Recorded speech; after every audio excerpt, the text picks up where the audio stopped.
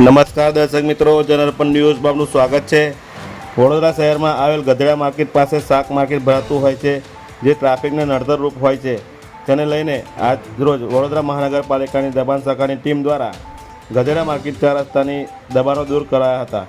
ટ્રાફિકને નડતરરૂપ હોય છે તેને લઈને દૂર કરવામાં આવ્યા, ત્યારે લારી ધારકો દ્વારા વિરોધ કરવામાં આવ્યો હતો કે અમોને જે માર્કેટ આપવામાં આવ્યું હતું તે કચરાના પેટીઓ સાઈડ ઉપર હોવાથી ત્યાં મચ્છરનું ઉપદ્રવ વધારે હોય છે।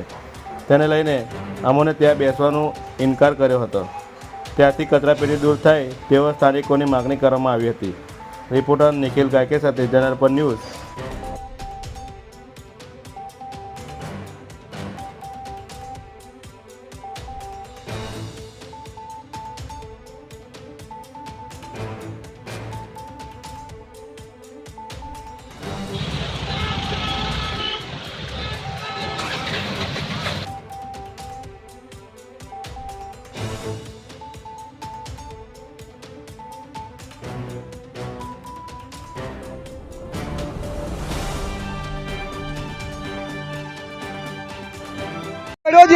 પણ નહીં કોઈ કમિશનર સાહેબ કે નહીં કોઈ ચેરમેન સાહેબ કોઈ અમને દેખવા નથી આવ્યું। જ્યારે આજે રોગચાળો ફાટી નીકળશે એની જવાબદારી કોણ લેશે?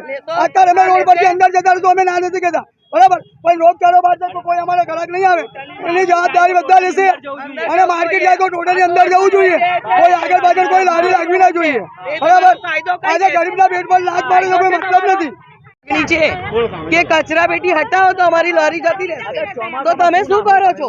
અમને શું કહો છો? તમે કરો ને કચરા પેટી અમારે હટાવવાની જ કે તમારે હટાવવાની?